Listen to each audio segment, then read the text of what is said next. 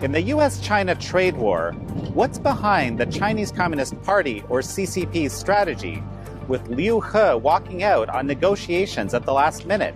What's the real relationship between Chinese telecom giant Huawei and the CCP's quest for global 5G dominance?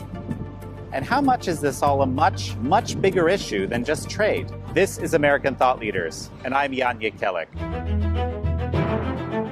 Today we sit down with General Robert Spalding, who is a brigadier general in the U.S. Air Force, chief China strategist for the chairman of the Joint Chiefs of Staff at the Pentagon, and a senior strategic planner for the White House at the National Security Council. Now he's a senior fellow at the Hudson Institute. Well, General Spalding, wonderful to have you on American Thought Leaders. Great to be here, thank you.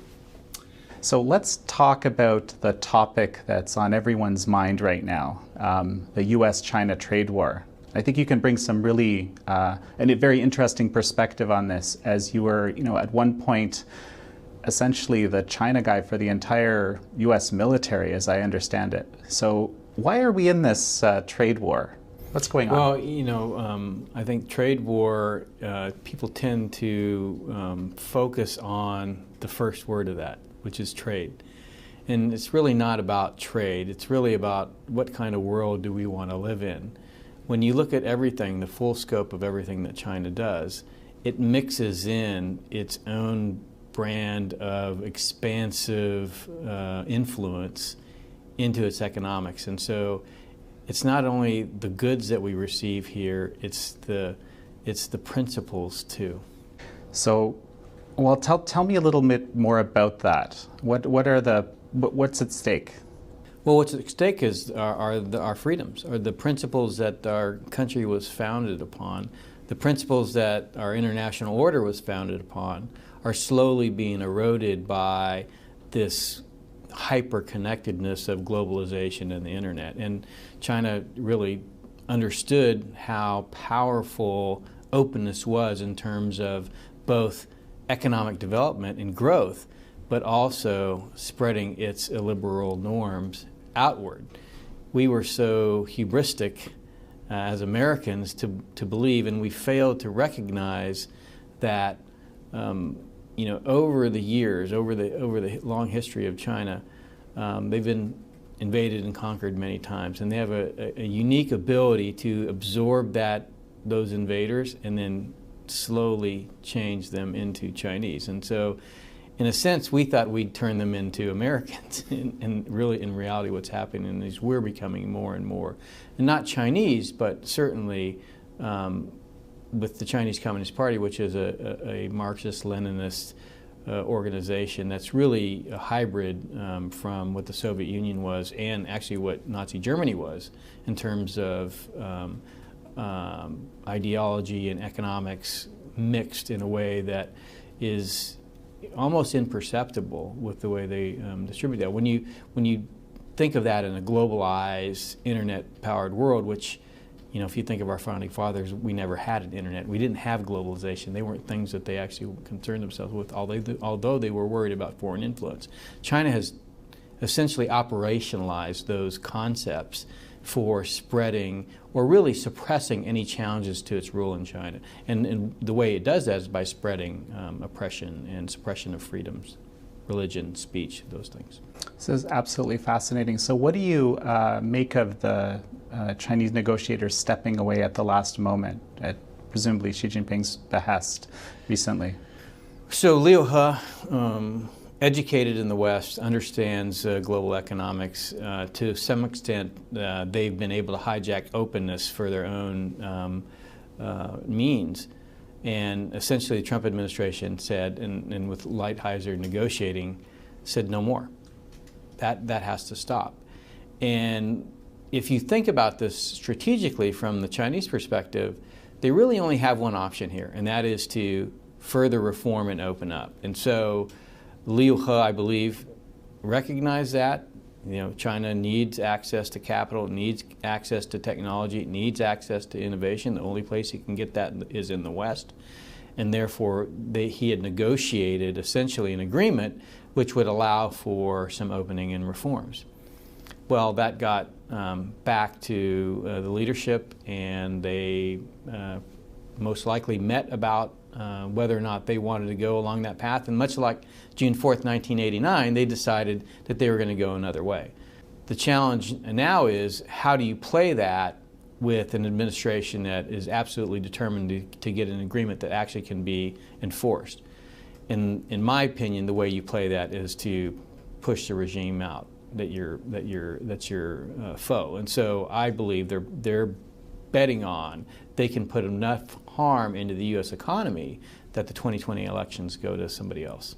Fascinating. So, we've been talking with some other folks that have been on the show, actually, how, on one hand, there's all this talk about Russia influencing the election in 2016, which it certainly did to some extent. But now we see China kind of in plain sight trying to influence the election by targeting specific regions where President Trump is vulnerable. Regions, industries. You look at the Foxconn factory in Wisconsin, you look at the natural gas agreement in West Virginia. Each one of these are means for putting hooks into local politics in those regions or states, and then by turning and saying, well, the president is making it very hard for us to continue these investments, many of which they never actually had any intention of ever following through with, then they can say, it's the president's fault that your economy is turning south. It's the president's fault that all these billions of dollars of promised investment aren't materializing. Never mind the fact that they usually never materialize, and you can go look at many examples where China has agreed to have investments of billions of dollars that actually never happen. So I've been reading about the newest threat, which is halting, rare earth export, which is rare earths are necessary for all sorts of key technologies we have. What do you make of this? Well, I think it would be a terrible mistake on the part of the Chinese. And this is the problem. The Communist Party can't help itself.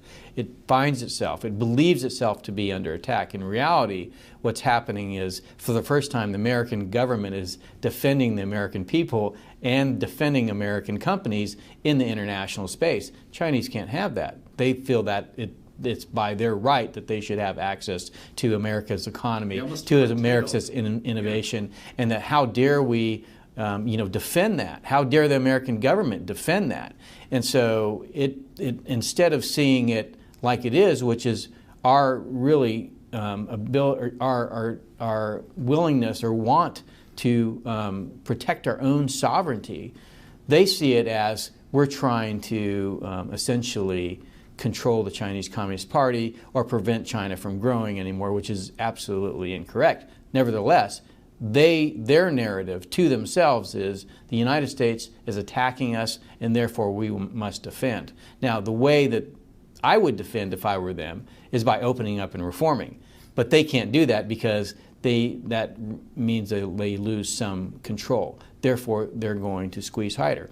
If you think about it, it's almost like you put Jell-O in your hand and you slowly start to squeeze. What happens to the Jell-O? It comes out from between your fingers. What's happening is their tendency is to squeeze more and more. And as they squeeze more and more, they actually lose control. And so I think their natural tendency is going to want to be to squeeze, and that looks like let's prevent rare earths from going to the United States. All that's going to do is going to force the United States to look at alternative means to rare earths. It's not going to help China's economy in any way. It's going to actually destroy the market for rare earths in China.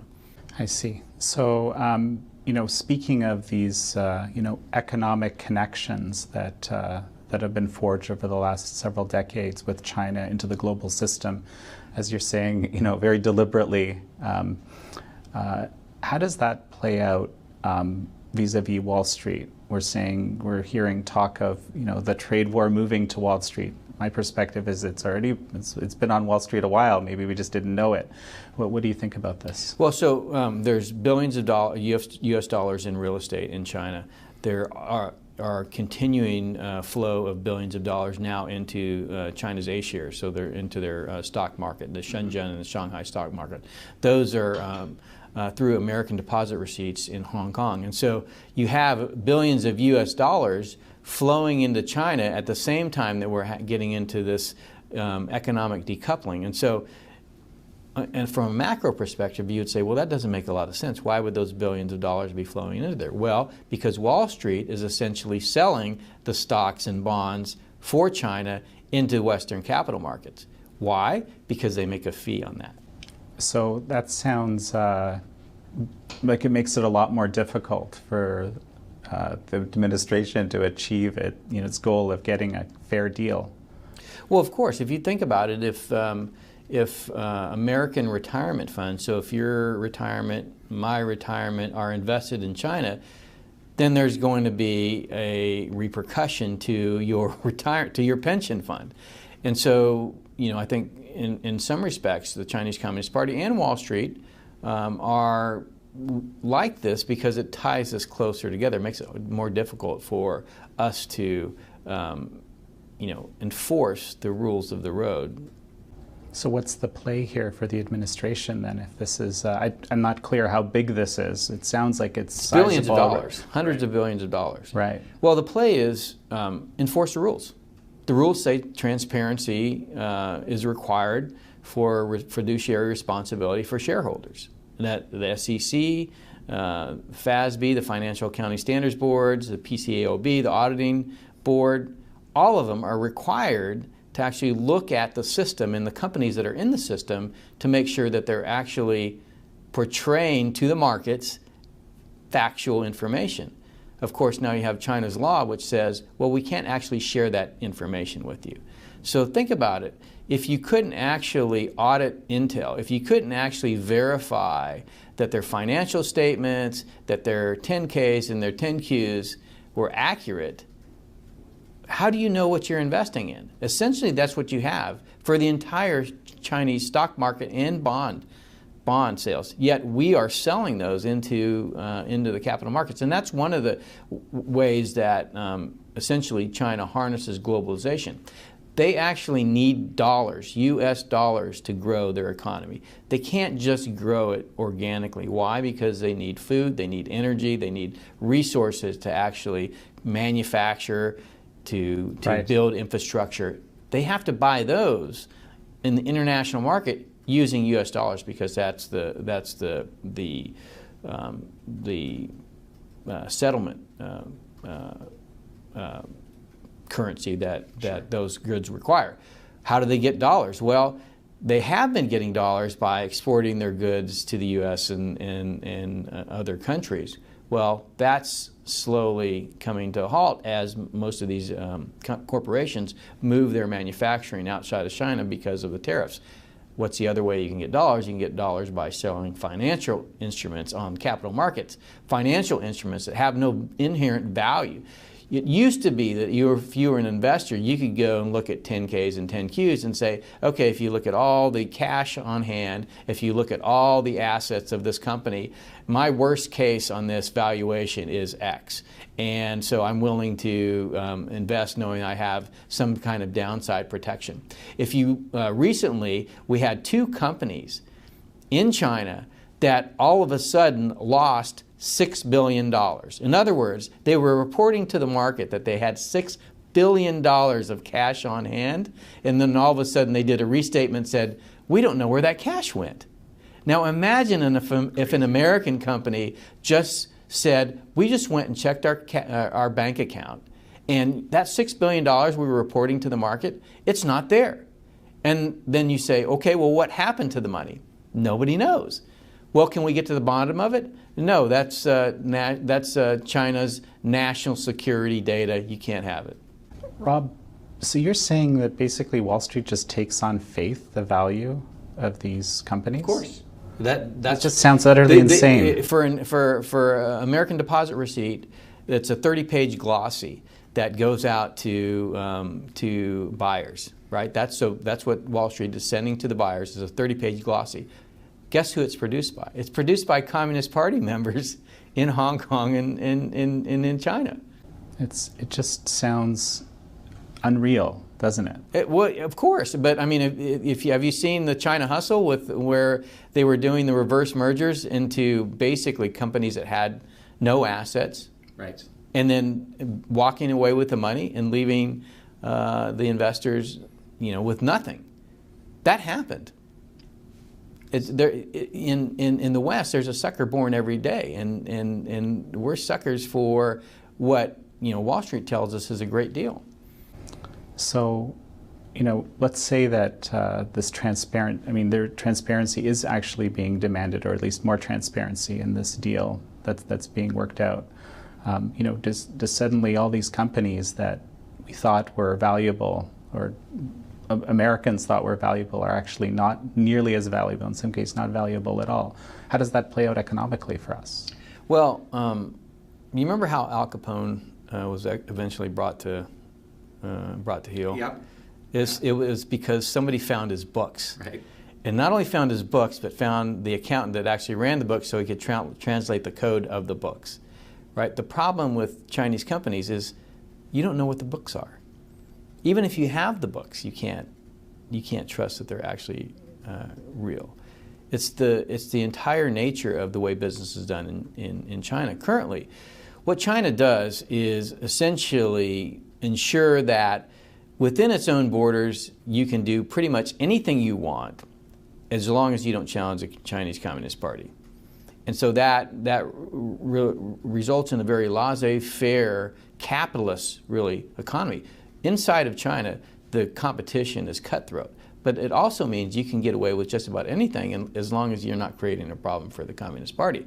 That means that any rule of law or any fiduciary responsibility or any semblance of what we would consider to be an ability to do a fact-based assessment on an investment it's completely not available in China, and under the current regime will never be available.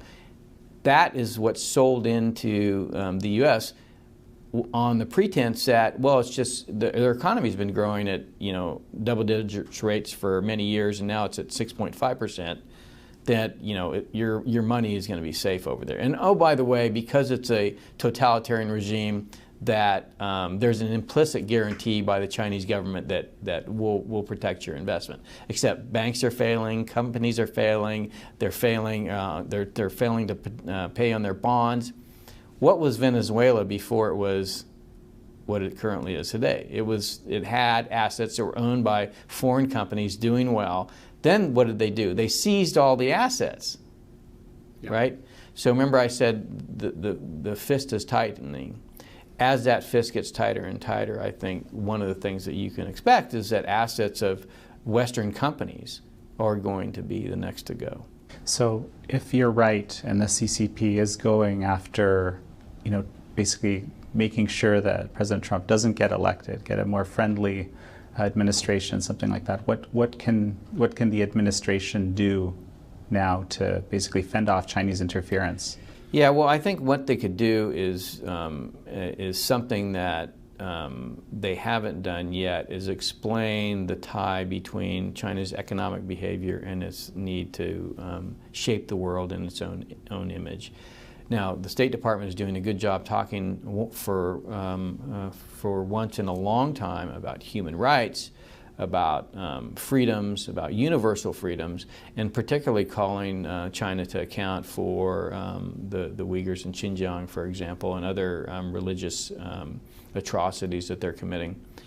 But they haven't tied that yet to the global system that China is creating on the economic side. So finance, trade, investment, immigration, the internet, media, politics are all interwoven into the kind of world that China wants to see. Now, China deeply fears the principles that we live under in this country.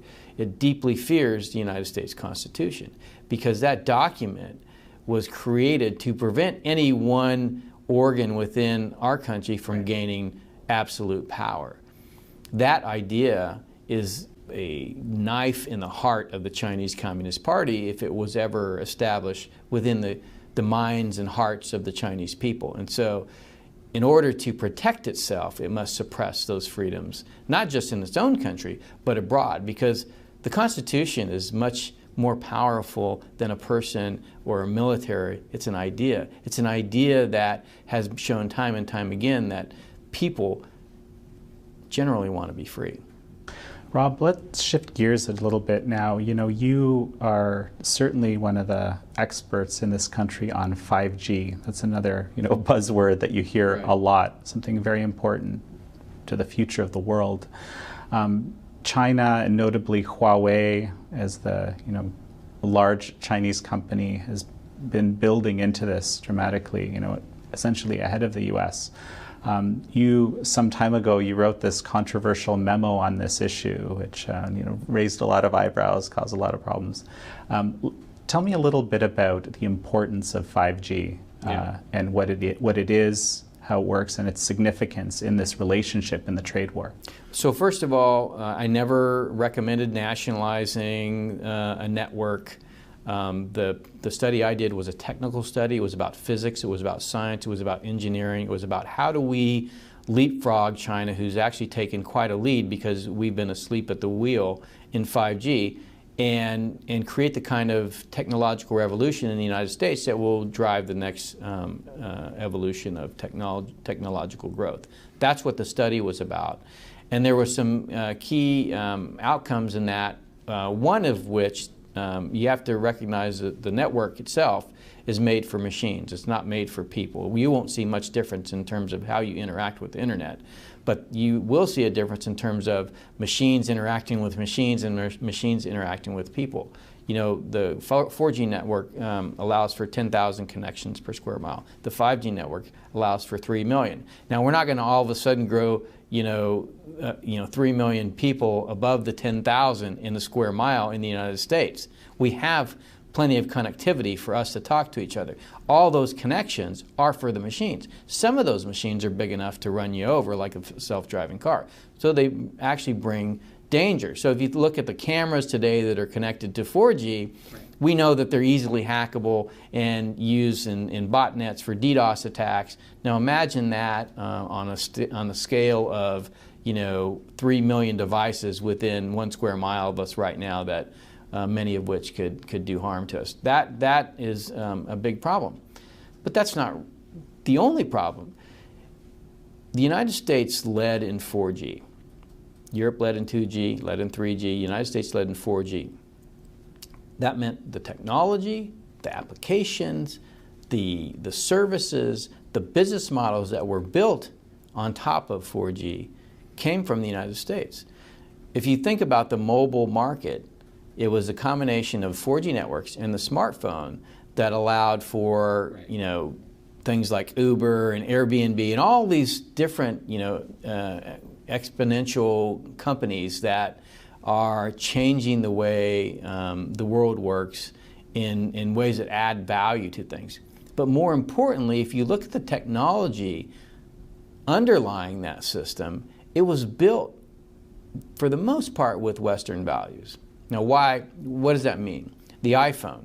The iPhone's encrypted. It's meant to be a privacy protecting device. Now of course when they added iCloud, you created a lot of problems because as soon as you move your data to the cloud, now you have somebody has the opportunity to get after it. But at least on the iPhone itself, it's built to be hardware, software, integrated, encrypted so that your data was secure, right? That's because it was built by Apple, an American company that values privacy, okay? So China figured that if the U.S. could lead in 4G, it should lead in 5G, and it, actually started to think about this in 2009, 2008, before 5G even was a thing. Yeah. And the reason was they saw that the West had put their values into technology foundation of mobile computing, and they said, well, we want to control the standards and the technology foundation that drives the 5G world. Why? Well, our companies come from a nation that values privacy. Their companies come from a nation that absolutely does not value privacy. And so if you think about the alternative to the iPhone, which is, say, the Huawei Mate 10, right? Right. The Chinese law says, we need to have access to that. We need backdoors. We need backdoors in hardware, and we need backdoors in software. That's by Chinese law. And so if you look at the systems that are essentially in conflict today, there's two systems that really fundamentally bring this to mind. And one is the general data protection regulation in Europe, and the Chinese cybersecurity law. Now, what is similar about those two laws? Europe is actually proud that they have an extraterritorial imprint on GDPR. In other words, it doesn't just apply to European companies, it applies to American companies, it applies to any company anywhere. If you're operating in Europe, then you have to abide by GDPR, right? Right. Well, China also has its cybersecurity law. It also has extraterritoriality. In other words, anywhere that China's interests are, and especially if you have an economic or financial relationship with China, which its global champions do, then it has to have its ability to get into the back door. Essentially, it's full access it's for full the CCP. Access. Right. So the problem with the world, it's advancing so much, and our connectivity through our digital lives is advancing so much, that our ability to create laws in the West has gone past our ability to actually enforce them in a digital space. In other words, GDPR is a law that is unenforceable in a digital sense, because if you look at it, the behavior that they were trying to stop is still going on. Google's still doing what it's doing. Facebook is still doing what it's doing. It's because it can't be enforced. China is building their enforcement mechanism in the technology. And so that means that they can enforce it. They can enforce it on the network. They can enforce it at the device level. They can enforce it through their undersea cable system. They essentially are taking control of the underlying technological structure, because they recognize that just writing a law is not sufficient in a digital world. You actually need the ability to divert data, to decrypt data, to monitor what's going on. And then if you need to be able to suppress speech, you need to be able to influence populations, you need to be able to influence individuals. What more powerful way to do that than with a hyper-connected 5G system that allows you to have access to devices, that allows you to, your companies to be dominant in e-commerce, that allows your companies to be dominant in surveillance and reconnaissance like DJI and what's the video company?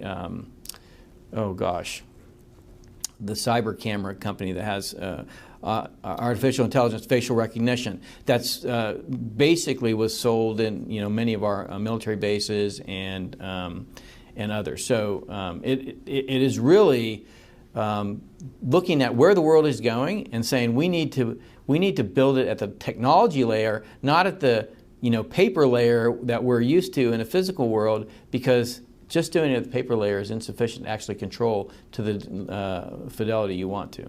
So this, I've often said to people that some of the biggest successes, in quotes, the Chinese Communist Party has had is in its propaganda efforts and the United Front work and so forth. Right.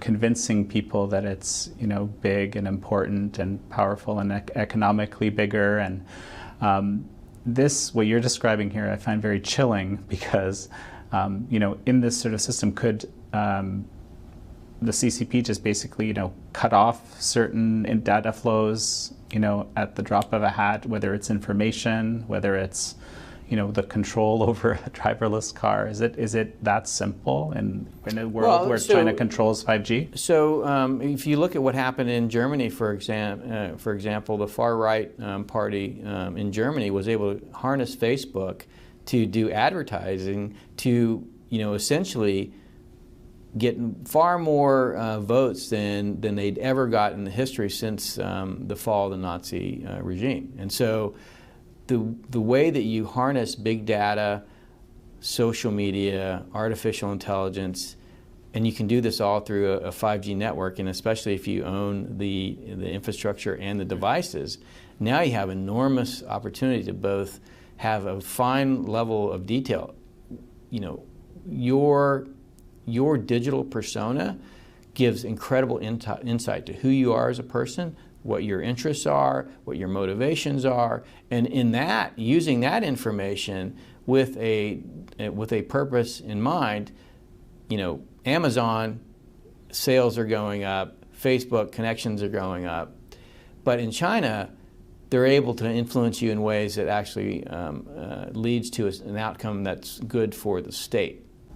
So it's basically this, insanely in-depth research that Facebook would have or Google has on any one of us for using the internet, but basically weaponized by a totalitarian regime for its use. Right. If you think about it, GDPR is almost a swan song of liberal democracies, because it was going after the FANGs: Facebook, Amazon, Netflix, Google. Right. The ability to actually prevent them from taking your data. What's coming up behind the FANGs? The BATs, the Baidus, the Alibabas, the Tencents. Now you can actually find Google and get a payment. That's possible because they are in a country that abides by rule of law. Follows the rules, right? Exactly, right. You can't find the BATs and get a payment because they live in a country, they exist in a country that doesn't follow rule of law. They follow rule by law.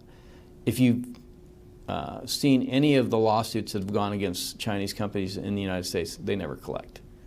They're either settled out of court, or the plaintiff actually runs out of money trying to sue them because they actually have access to state coffers. So good luck for Europe ever getting any of the BATs to abide by GDPR. And more worrisome is if China has their 5G network, then it doesn't matter what GDPR says because they're going to have the back doors to do whatever they want with that data.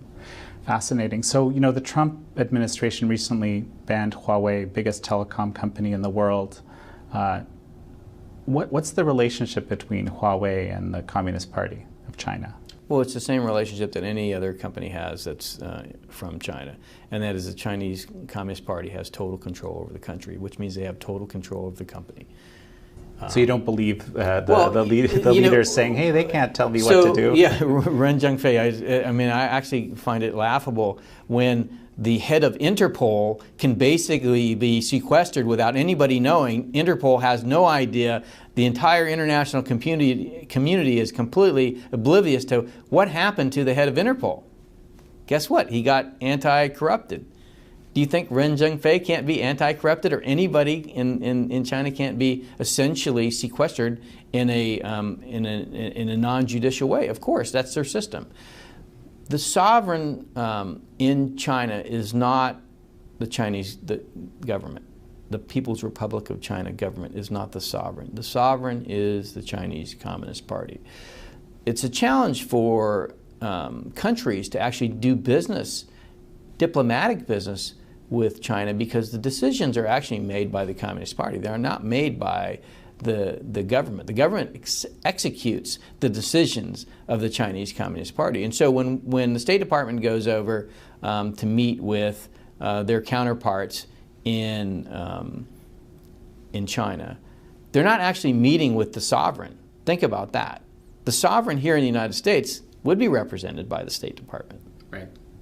But in China, that's not the case. It's actually represented by the Communist Party. And the Communist Party has its own constitution. And that constitution says the most important thing for the Communist Party is maintaining control of the Communist Party. So Huawei is ahead in 5G right now, substantially, arguably. And so what does America do? What does Europe do?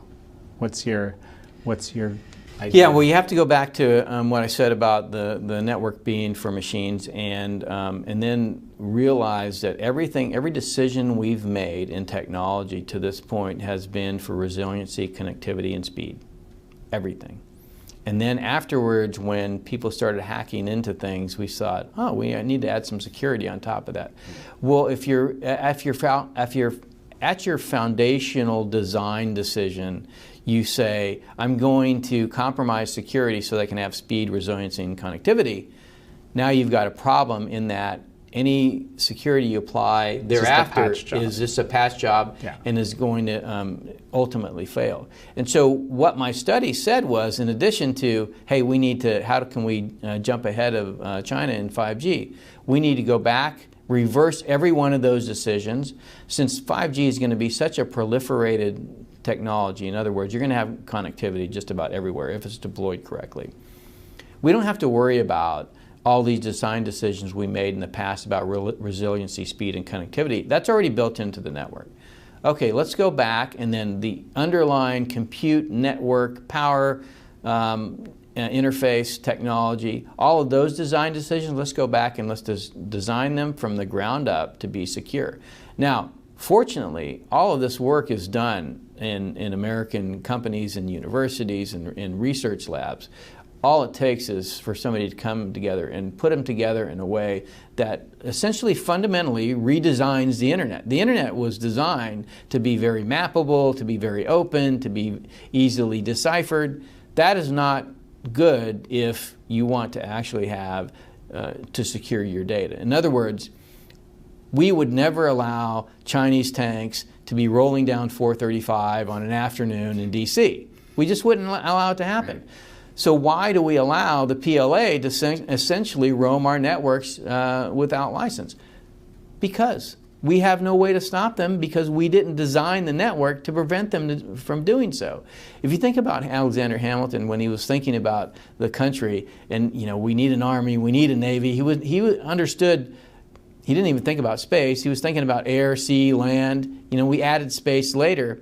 We completely created this digital environment. It's totally man-made, but we've never thought about how, in a societal sense, in a governance sense, how do we actually control that in a way that presents the same kind of values that the American people have come to grow and love over 240 years. You have to actually design that in the technology. You can't go and add an amendment to the Constitution and say, well, we want an internet that actually doesn't behave like the Wild West and allows all our adversaries to come in and influence us or take our intellectual property. You can't do that. You actually have to design it in the technology. And so that requires leadership by the government. Right now, we are essentially abdicating that leadership to the private sector. The private sector just wants to build the cheapest network so it can make profits on all the connectivity. And so our system currently doesn't incentivize a completely secure internet for the American people because we haven't yet essentially adapted or come to the realization that if we don't, then all these precious freedoms that we've grown to know and love and cherish will just be taken from us, not because, you know, somebody's going to come in and invade with an army, because they're slowly going to be eroded, because our ability to understand what's going on is really going to be masked from us, because your phone knows more about you than you could even imagine. Now, where does that data go? That data goes essentially to the highest bidder. Think about this. The Second Amendment. The Second Amendment provides American citizens with the right to resist the government if it ever becomes oppressive. Now, if you live in a world where you don't know that you're being oppressed, or you don't know who's oppressing you, what good is a gun? Fascinating, Rob. Tell me, people say that the China or the Chinese Communist Party is very efficient, and in a way it is, because they can actually harness all these different resources. All the companies, the military, the universities, everything works hand in hand to support a company like Huawei to achieve this kind of global dominance and, you know, quick push. How can we do something like that in the US, where, you know, obviously we don't want to nationalize, as you mentioned? How is that done? Oh, this is a great question, and this is probably the key point. And the key point is what China figured out, what the totalitarian regime figured out, what Deng Xiaoping figured out, was that you have to align the private profit motive with your national interest. In other words, if you're doing well, the country's doing well. How do you do that? You structure the incentive system so you are hyper-enabled to do the things that make yourself wealthy, as long as you don't challenge the Communist Party. And so it's just about structuring the system around that. And so they've done that. The financial incentives, the market pull from China are the two of the biggest levers that they have in this. And because of our connectivity to that system, as I already discussed, in the financial area, in the trade area, in the investment area, in the immigration area, in the internet area, in the media area, they can also incentivize our own companies to be, to their private profit motive to be towards their national interests. Right. And so the answer really is, if you are so hyper-connected to a country that doesn't understand rule of law, doesn't understand private property, doesn't understand individual liberty, and doesn't understand sovereignty of the American people and the American nation, then you have to decouple. That's the only way that you can actually protect yourself. If you embrace China, you will lose. So what possibility then is there in having a trade agreement? What is this trade agreement going to look like? Well, before China made, we're not going to have a trade agreement now. It's not coming. It's not forthcoming. Okay. And it's not going to be forthcoming. China is waiting on the 2020 elections. That's what the Communist Party has decided. Before that decision was made, I expected we'd have a watered-down agreement that the president would basically sign, and then wait for the elections in 2020, and then turn around and say, okay, we're gonna renegotiate this. That's not going to happen either. So I don't think we're going to have an agreement. I think it's all riding on the 2020 elections, who gets elected. Now, I don't care who gets elected, but what I want to have happen is that I want the American people to be protected. I want them to be protected in a way that preserves their freedoms. And whatever candidate does get elected, better understand that the most significant threat to our future prosperity and freedom is the Chinese Communist Party. Powerful place to end up. Rob Spalding, such a pleasure. Thank you.